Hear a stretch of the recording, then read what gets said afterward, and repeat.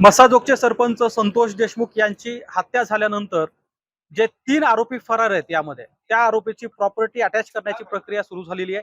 कालच या संदर्भामध्ये आदेश देण्यात आलेत आणि या संदर्भातली जी माहिती आहे ती याच केज तहसील कार्यालयामधून पोलीस स्टेशन मार्फत अशी माहिती एकत्रित केली जाईल, ज्यामध्ये पहिल्यांदा सुदर्शन घुले यातला जो मुख्य आरोपी आहे, त्यानंतर कृष्णा आंधळे आणि त्यासोबतच सुधीर सांगळे असे 3 आरोपी आहेत। यातले 2 आरोपी हे केस तालुक्यामधले आहेत आणि एक आरोपी हा धारूर तालुक्यामधला आहे।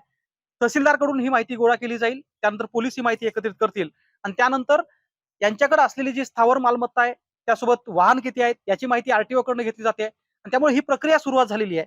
काही दिवसातच या तिन्ही आरोपीची जी काही प्रॉपर्टी आहे ती प्रशासनाकडे अटॅच करण्याची मोहीम पूर्ण होईल। कॅमेरामन प्रमोद जोशीसह गोविंद शेळके, एबीपी माझा, केज बीट। एबीपी माझा, उघडा डोळे बघा नीट।